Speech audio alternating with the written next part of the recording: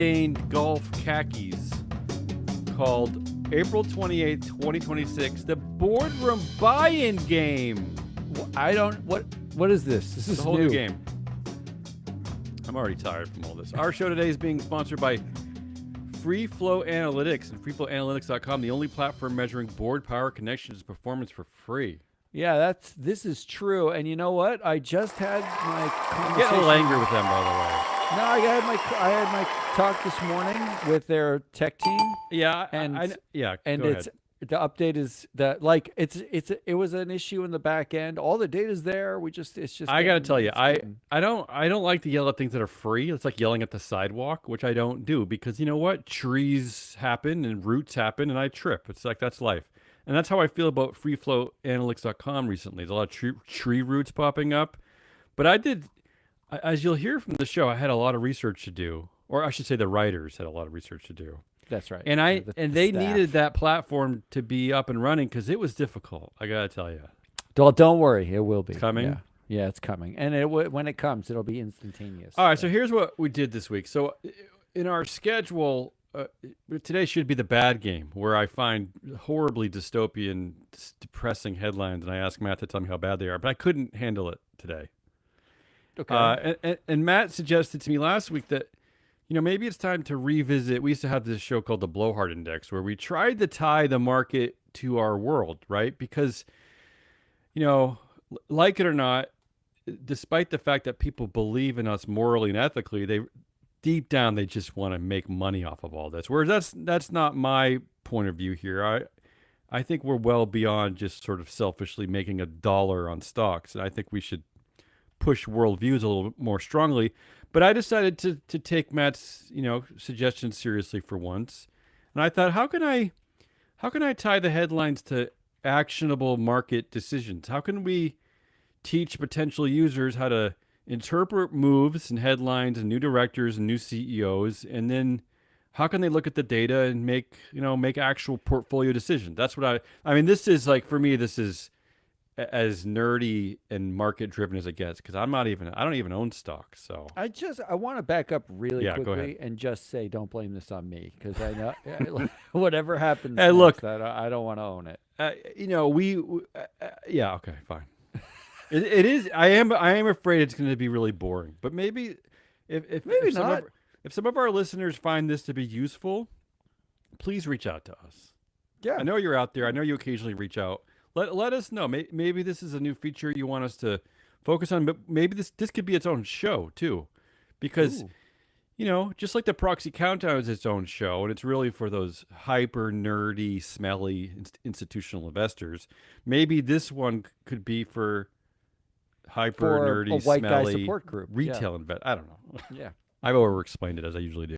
All right. Let's See how it works. All right. I'm going to press this, and you're going to give me the first. Yeah, and you don't know anything about this. I know nothing about it. I don't know part what's of the coming. preparation of this. You have no idea why me and my team spent the last 2 days writing this and working on this. I because never know it's why you and crazy. your team do anything. So, yeah. So again, I just took headlines over the last few days that we tag in our database. The first one, and these are pretty normal headlines. These aren't sensational. The first one is Regal Rennord Corporation names Amir Paul as new CEO. Now, it's actually Rex Nord, but even the headline writer They couldn't didn't spell their even own get name. the company name Yeah. right. So you see what I mean? Like, in the world of I don't know, this institutional investor world, this retail investor world, ESG world, I don't know that people know how to. Do they know how to operate when there's a new CEO? Do they know what to do? Let's help them. Let's try to help them. All right. So this is the boardroom buy-in game. So I'm going to give you in or out. I'm going to give you a bunch of in or out reasons, and you can pick one. You can tell me if you're in on this stock or out, and you can pick any reason I give you. I'm just giving you several different cases of why this could be in or out. All right? I mean, I'm already riveted. So let's.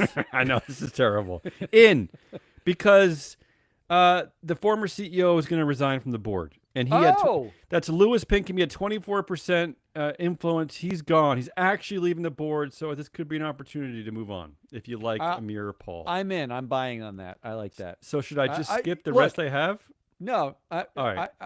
I'm gonna go step by step, and Okay, at the got it. end, Got it. then I'll choose. But like, already a good sign is when a CEO leaves, and they also leave. Like Yeah. I'm so tired of the CEO leaving but never leaving.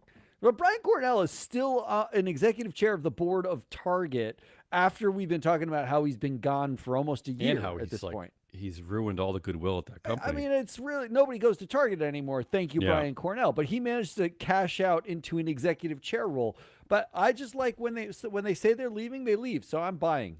And look, for users of the database, and I know you're out there, if you can't handle, if there's one data point you can handle, it's the influencer percentage. So on the board, it's broken out by how much influence they have over the board, and that's one that I think you can wrap your head around. So when you're trying to, maybe you're voting in or out people, or maybe you're talking, you're engaging with the company. If you see someone who has outsized influence and you don't like their background, you don't like the other stuff they're up to, you don't think they're successful, then you should target that and try to get in new voices. So to this point, this guy is leaving 24% influence. Let's move on. In Are you in on this because of the chair, Rakesh Sachdev? Now, this guy is interesting. He has 15% influence on this company. He sits on three other companies where he also has a minimum of 13% influence on all of them, including Exalta Coding, Herc Holdings, Edgewell Personal. Look, this is a powerful dude. So this company might be in good hands with this new CEO. But maybe you don't like this. Maybe it's overboarded. Maybe it's too powerful. But I just thought maybe this is a powerful chair as a counterbalance, a good Yeah, counterpoint. well, I mean, look, I think it's a little. This guy has a lot of high influence jobs. Yeah, it's a lot. I mean, at some point, doesn't he say, "Okay, I really don't need all of these Yeah. jobs"? I don't. I So don't think. Have you seen this high level of influence too at four different companies? This is impressive. the only times you actually see it is when like somebody's like a family member at two different Right. companies for some reason, right? Like This struck me as an outlier. in this case, Are you in or out? I, I'm out. I'm Okay. out. I'm out because first of Too all, much. he's been there for 18 years. At some Yeah. point, it's like, okay, you can go away. We don't need you forever either. Just like I That's don't need the that's a same good CEO point. forever. Yeah. So yeah, I'm out on him. All right. I say out on this next one. The company announced that the CEO succession plan was happening in October of 2025. And I'm asking what took them so long, and why did they avoid their bench? They had three strong guys in their bench. They're paying $9 million for this new guy to come in. I don't know. This seems like a succession failure.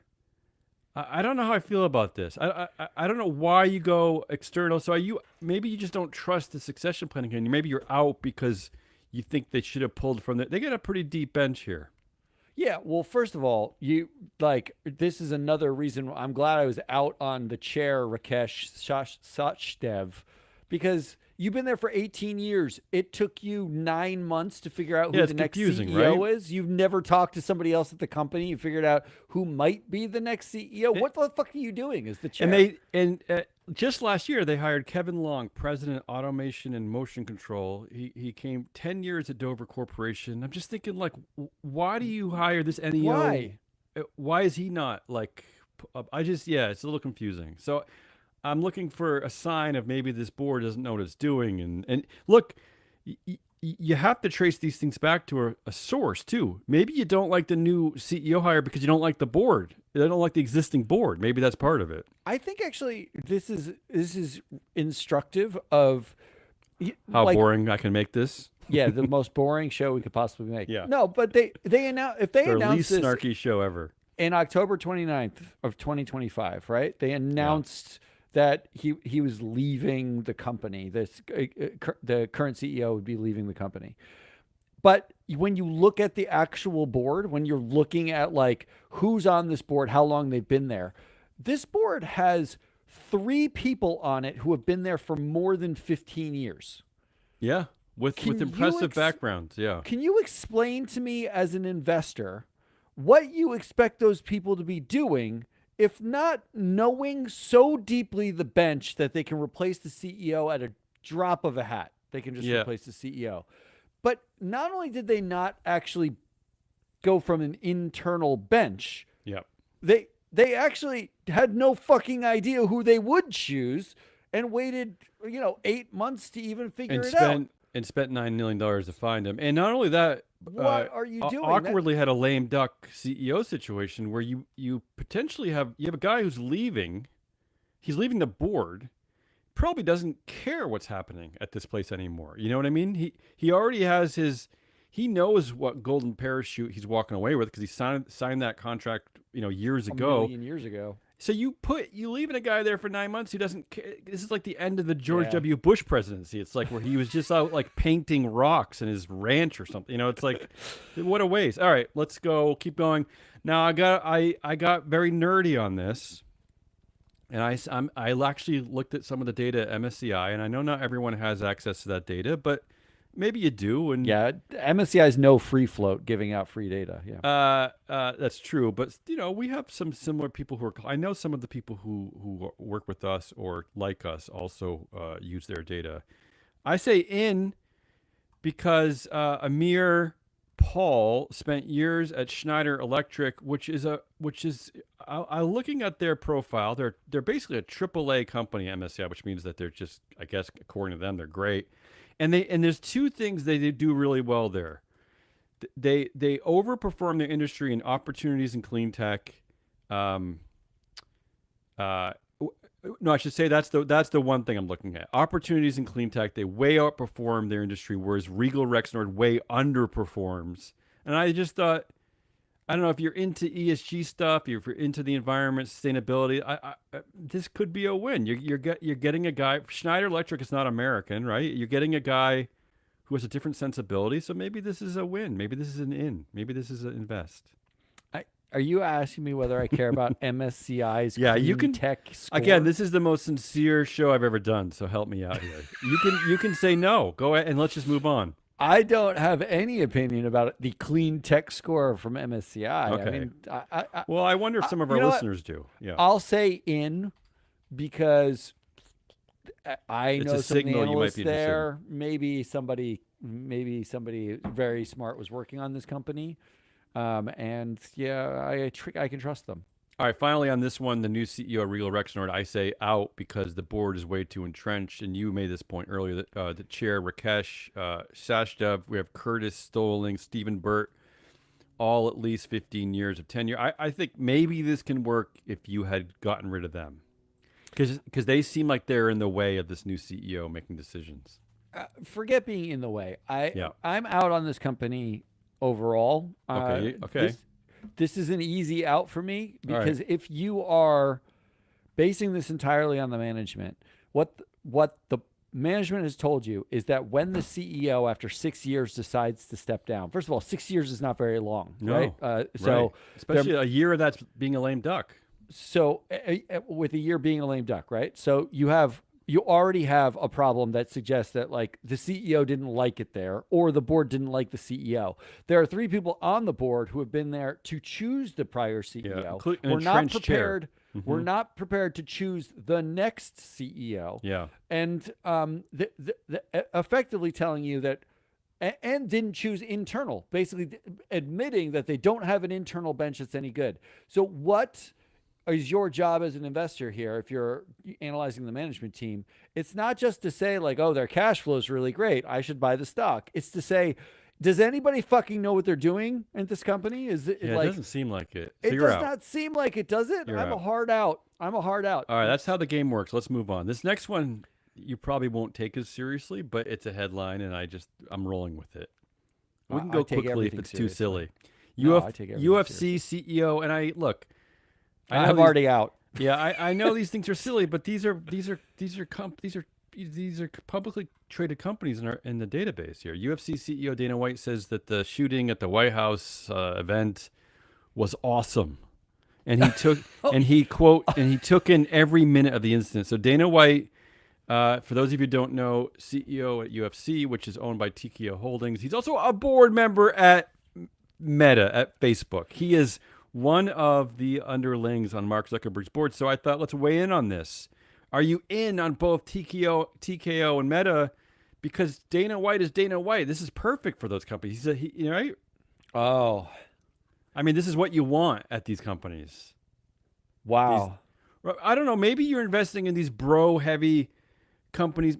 I remember we had a listener years ago who wanted us to talk about like Rick's Cabaret. It was like a Yeah, yeah, he, yeah, they yeah. wanted us to cover the anti woke companies, right? Yeah. I don't remember why exactly, but maybe you're into the anti woke. Maybe you invest.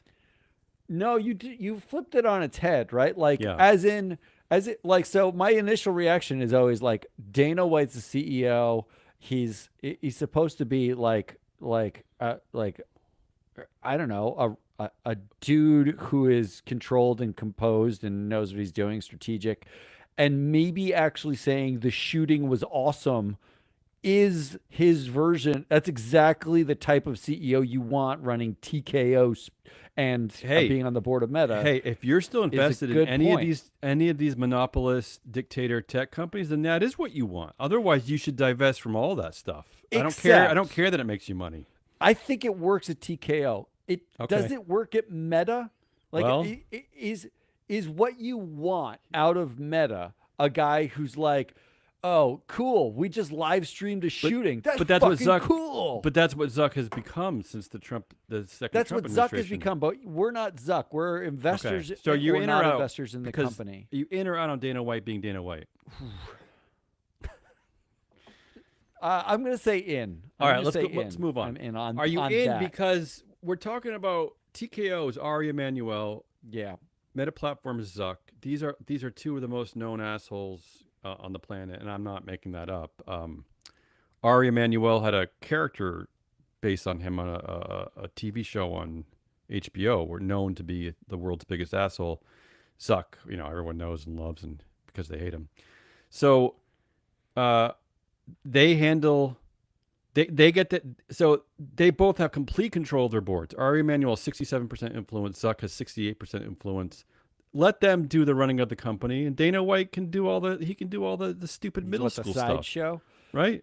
Yeah, but I'm not as an investor, so I'm a hard out, Okay, hard out on totalitarian all boards right. and the free float, the back data, right? Like not on the platform, but the data you can get when you're an institutional investor or you're a paying investor of any kind.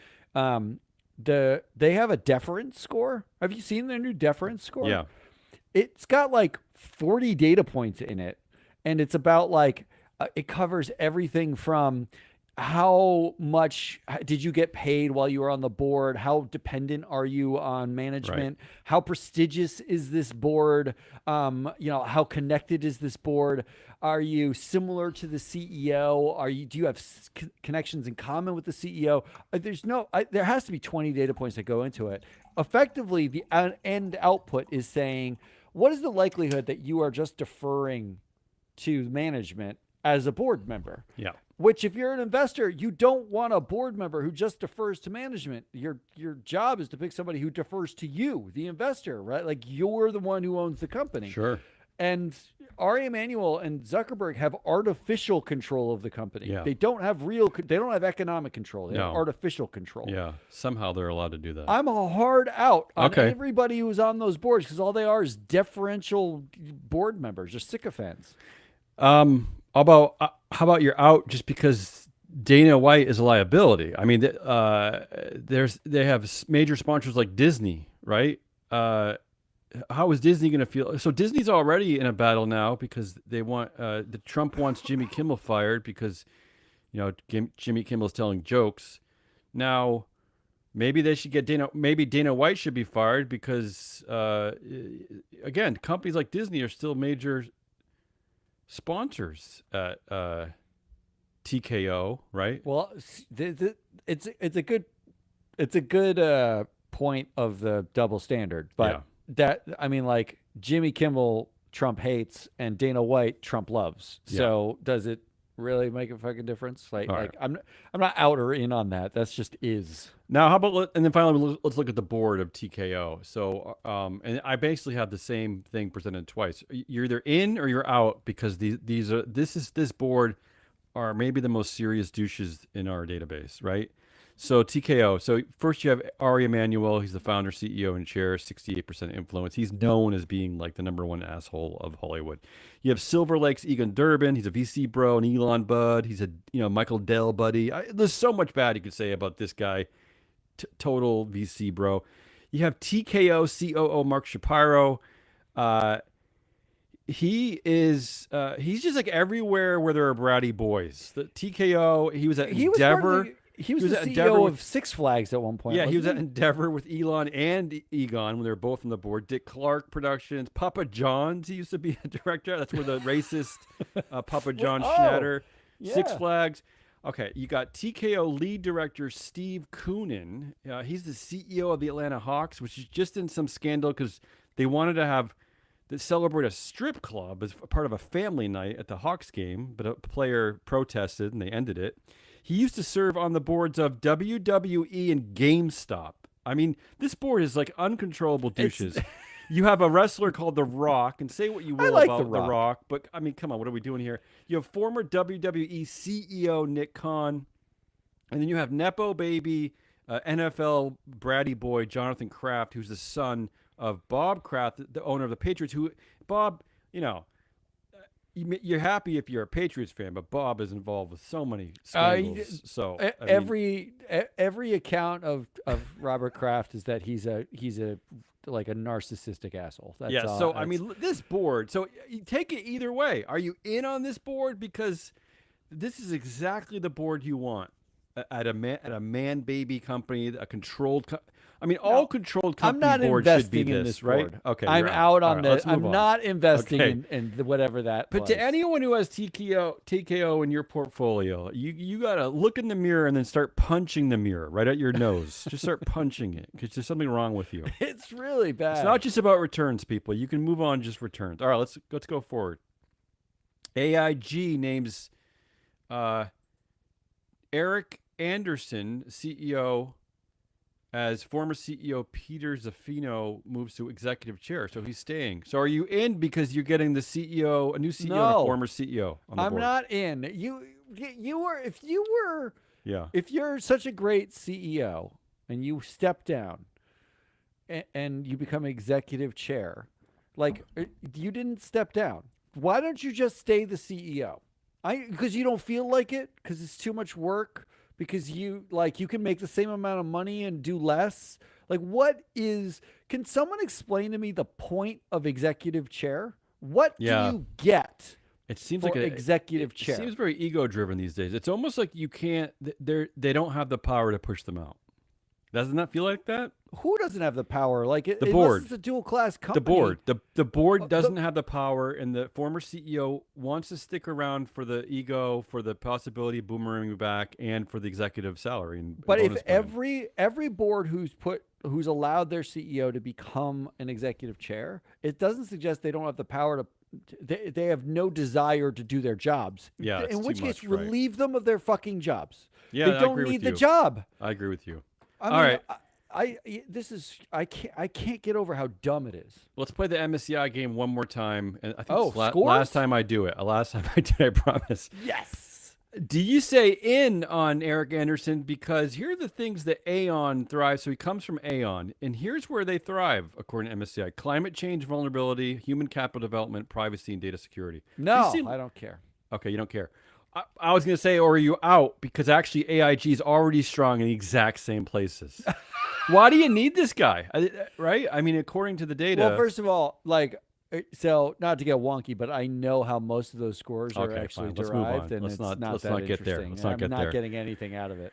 I think you already answered this, but are you out because former CEO Peter Zaffino is just a massive presence in the boardroom? This is not your normal former CEO to become executive chair. He holds 32% of board influence. It's a third of the influence. And you also got some people behind him, lead director John Rice and Diana Murphy, Linda Mills. They all have 30% influence, a combined 30% influence. This new CEO is just not going to have room to breathe. So are you out because of this? But I think you already answered this. I mean, I'm out because of that, yes. But I think, in this case, I, what I do like is that John Rice, who's the lead independent director, only has a 4-year tenure, which Which is unusual. Yeah, is you're right. unusual. Yeah. In as much as it's less than 10 years, Well, this board actually has very low tenure across the board. which is impressive. Yeah. But also maybe less impressive because AIG basically was bankrupt for, like That's 5 true. of the years that they, Yeah. so like how many years tenure could you have on this board? I'm not really sure. Yeah. Yeah, but I I'm wonder. still out because I can't do this outsized personality, Before I move on, man narcissism. would it change if you're looking at the data at Free Flow Analytics? Does it change your mind if the former CEO only has like 10% of the influence? Is that okay if they stick around? Is it more at least? Why? What do you You get? just, My, I'm just my asking question, you. my question is always, what do you Yeah. get? Because if you love the old CEO so much that you want to keep them around and they want to quit, then let them fucking quit. They're not going to do their job well, or just keep them as the CEO. Convince them to stay on Right, for that's another true. 2 years. All right. I don't understand this interim thing in which some of them are indefinite interim things where the CEO sticks around. Imagine if the president of the United States was like, I lost the election. I will no longer be president, but I feel like will this be is happening right now. Yeah. I will be executive president chair. I feel like and I you will just don't give any ideas. Yeah. I will sit next to the next president and tell them what to do without being president. That's probably how they're going to run next. That's probably how Trump and whoever he it's picks just is going to fucking run. insane, right? Yeah, Like it is It's insane. insane. All right. Finally, are you again similar? Are you out because of crappy succession planning? Why are they ignoring their bench? They didn't disclose the golden hello yet. You know it's going to be big because it's AIG. He's an external hire. But, confusingly, they have a guy that just a young guy. He hasn't been there very long. Charlie Fry. He's an EVP Reinsurance and Risk Capital Optimization. Then you have a guy with the perfect name to be CEO AIG. His name is John Hancock. I mean, that's the best name ever for. But listen to this guy. He leads AIG's 3 business segments: North America Commercial Insurance, blah blah blah blah. He previously led AIG's International Commercial Insurance and Global Personal Insurance. This guy's he knows AIG. He's also comes from Lloyd's, where his responsibility, Lloyd's of London, where his responsibilities included oversight of performance and risk management globally. So it's like you had a guy right there, John Hancock, with the perfect name. Well, I think you got 3 things going for you. First of Yeah. all, he seems eminently qualified. Second of all, Right. his name is very CEO like. And third of Yes. all, he's a dude, right? Like Right. he's a he. Because one thing you failed at Rex, the Regal Rexnord or whatever, was you had Brooke Lang. Yeah. Who, unless Brooke is a dude's name, I think Brooke is a guy's name. is it really? Yeah, I think so. All the options have to be men. There's no way unless the company's Yeah, failing. There's Brooke is a man. Oh God! Whew. Yeah. Unless the company is failing, we couldn't choose them anyway. I don't like. What do you think about this? This one feels different because there's no one to obviously blame. It's not exactly like this CEO. If they're making the announcement that the CEO is stepping down and moving to executive chair, and they already have a new CEO, right? Like they did some succession planning. It probably means they vetted those people on the bench and decided they want to go external. In the other situation, that it make was them they feel? waited 9 months to fucking pick somebody. Right. It means they hadn't done anything, Yeah, and that's true. and the board All member right. had been there 20 years. So I'm you're okay okay with with this one. I'm All right. okay with this. Let's move on. What is this? The boardroom buy-in game. I hope this is instructive for somebody. This is the weirdest game you've ever come. I up know this is so sincere. This game, like, there's no. I'm so uncomfortable being sincere. Like, there's no room for sarcasm. There's no room for dumb jokes. It's just I have to just play it normally. I know somebody It's hard for somewhere me. is like, thank God they finally said something serious. It's hard for me to be a normal human being. Pearson CEO. This is a real classic real classic headline that I don't know that any institutional investors or regular investors know how to operate, how to work off of. Pearson CEO Omar Abosh is up for Autodesk board seat as another director exit. So this is just a simple new director on the board. Omar Abosh, Autodesk. I say, are you in? He comes from Microsoft's Industry Solutions. Autodesk is desperate to become an AI software company. Omar's the guy for you. He's a Hall of Famer according to data, free float data. The guy he's replacing, Stephen Milligan, is like a hardware guy, and this is a software guy. And Stephen is a rotation player according to our data. So Omar is a star. So you're in on Omar. So wait a minute. Yeah. I want to. Can I ask a question about the headline? Go ahead. Yeah.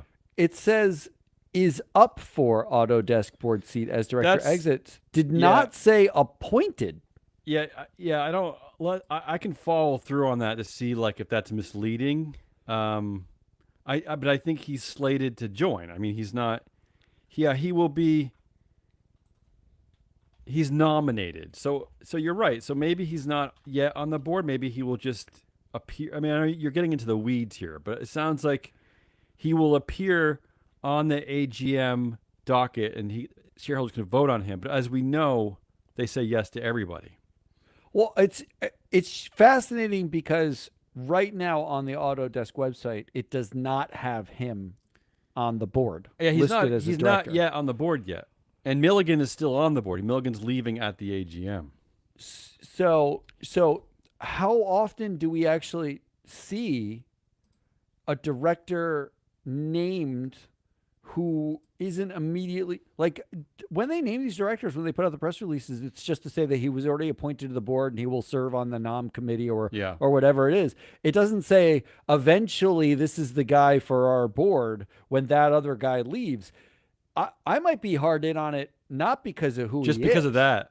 because honestly, what Yeah. you did was give the market, until at least Sure. the next AGM to figure out whether Omar Abash is somebody they even want on the board. You know, Rather than it's a fair point because I do complain about this all the time. Is that especially when they put directors on the board right before the meeting, like just let the shareholders decide.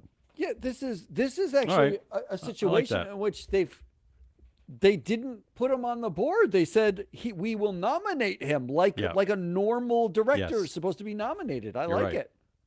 Are you out because this board has a director named Jeffrey Epstein? Oh. Okay, that's just a dumb. No, is it though? Is Yeah. it? Well, first of all, he goes by Jeff Epstein. He better. And second of all, he works at Bessemer Venture Partners, which is one of those VC bro, Of course he does. assholey, Yeah. we invest in all the AIs and all the things. And prior to that, he was at Oracle under Larry Ellison. And he was part of the DoubleClick mafia. There's a group of people that worked at DoubleClick. Do you remember DoubleClick? Yeah. That was bought by Google to like part improve of their the advertising. Yeah, part of the ruination of the internet. So I am not in on Jeffrey Epstein. Okay, you're out. I am out. Are you in because this is a good sign? The chair, Stacy Smith, 12% influence, former CFO at Intel. It's, we're replacing a hardware guy with a software guy. Sounds like the chair is doing the right moves. Are you in on the chair move here? Are you like this chair?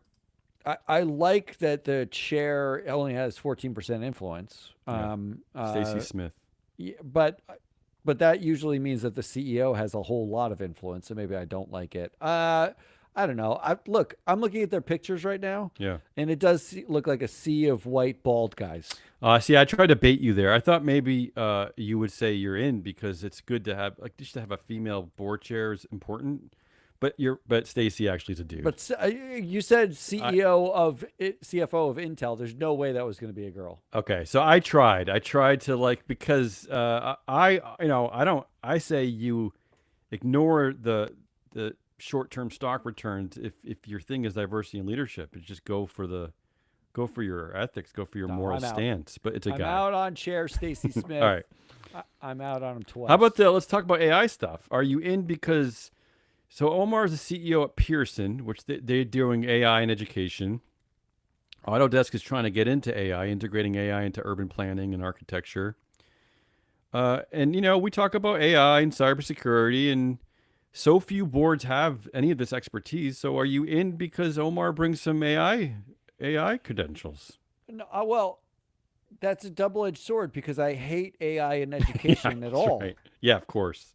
Like it's literally destroying Yeah. brains. No, Like it's there's actual studies now that show it's lowering cognitive ability to use and AI. it's probably because when you consider who's developing AI, it's a bunch of dropout tech bros. When you the thought of integrating AI into urban planning also scares the hell out of me. I mean, are we literally going to like everything's going to fall out of the sky? And uh, yeah, I'm out. I'm out Okay, on it. It's not the AI thing. so It's not let's for the AI. It's because of the AI that I'm out. but let's give shareholders a break here. So as you said, they actually get to support or vote against this new director. He's not already being appointed to the board. So let's in or out. So I'm going to say, is this an out because Omar is the CEO of Pearson, and Pearson is doing its own AI transition. How is this guy going to have time to care about AI at Autodesk? I mean, he's just there.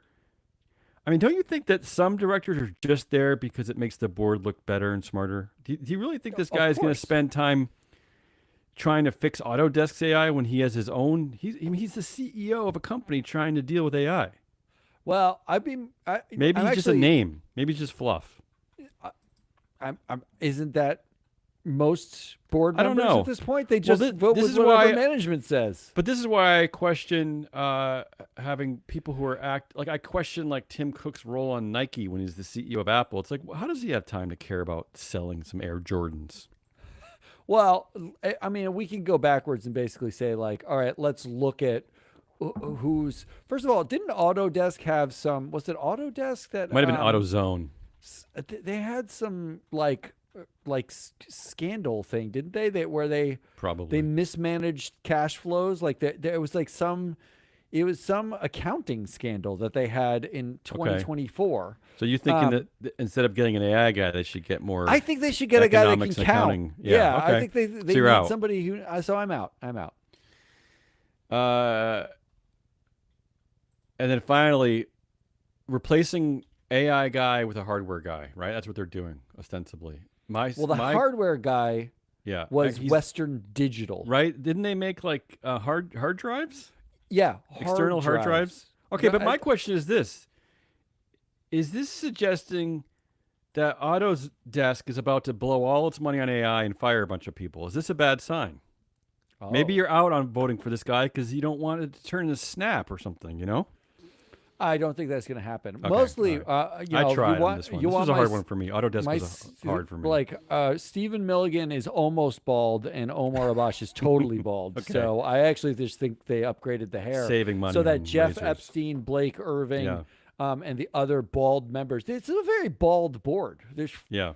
There's three men who are bald men. Yeah, three and a half. Okay. It's a very bald board. Let's move on. I'm out. I'm Yeah. out. Trump's idea to just buy bankrupt Spirit Airlines draws GOP backlash. We don't need to. Do we need to do anything here? This is a bad. This Do you is want me to? dumb. I have a few things. You want me to walk you through what I did, what I Walk, found? walk me through a thing. You're I'm in out because on everything. you're in because they have a reconstituted board in the last year. I was looking at the database. Because they went bankrupt. Yeah, second time they went bankrupt. Right. So they had to But reconstitute the their board. CEO Dave Davis, first of all, great name for CEO Dave Davis. Dave. 45% influence. That's incredible. This is his company. He rescued Sun Country, which was a small airline, I think, in the Arizona somewhere. So maybe this is your dude. Maybe this is a good guy to have, right? You're in because of this guy, maybe. Aren't they declaring bankrupt? They need a loan. Okay, they're so horrible. I'm going to keep trying with you on this company. Are you No. in because they have director and all-star Robert Milton? He's a former CEO chair Air Canada. He led the restructuring there. Are you in on These that? so they're bringing in restructuring people because it's a bankrupt place at Spirit, right? Yeah. And now they're bankrupt again. Yeah. Is this part of the restructuring that to declare Well, okay. bankruptcy a second time in 2 years? As a potential investor, help me out with this. So I just presented the cases of two board members there who have that experience. Now I'm also going to present the cases of two NEOs. You have CFO Fred Cromer. He's presiding over Spirit's second bankruptcy restructuring under 2 years. And you have COO John Benderitis. He's been there since 2017. So he's been there during the Spirit's entire decline: engine issues, labor disputes, service meltdowns, bankruptcies. So those two NEOs stay. The board gets reconstituted. Where are you on this? Well, so bankruptcies are a weird thing because the people I've talked to about bankruptcies. So first of all, Your children? Yeah, mostly my children. So like Robert Milton, the former CEO of Air Canada, you want those guys on the board because you want somebody who's done the restructuring before. That's usually post bankruptcy. The boards all get reconstituted with people who are rescue agents, right? In fact, Free Float was asked at one point to tag directors as bankruptcy board directors, not people who were on the board when it went bankrupt, but who joined the board after the bankruptcy who are part of turnarounds, right? Because you want turnaround specialists on these boards. Part of that is you can't fire the entire NEO staff. Otherwise, like there's nobody there who knows the company while you're trying to turn it around, right? So there's this weird moment, and they haven't had more than a year and a half to actually get through this. There's this weird moment where you got to like keep around the guy who sucks horribly in order to turn around the company. So I don't really know how to land on this. I am not in on Spirit Airlines because I think there should be less airlines. And I would just say the last out was Trump thinks it's a good idea, so maybe you're out on that. I mean, well, here's the thing.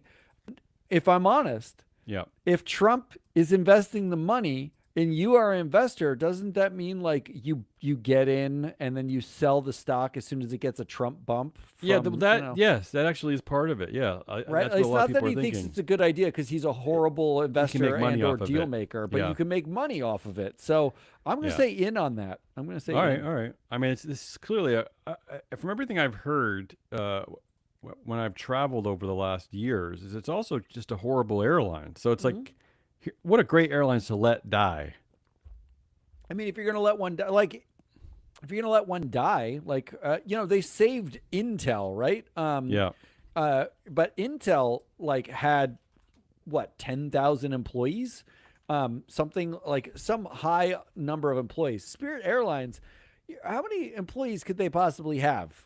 A couple, like 100, and they're probably not making a lot of money, like throwing bags on the planes. All right, let's just end this horrible game. This is the boardroom buy-in game with one more headline. I hope it's been instructive to somebody. Snap appoints Doug Hott as new CFO.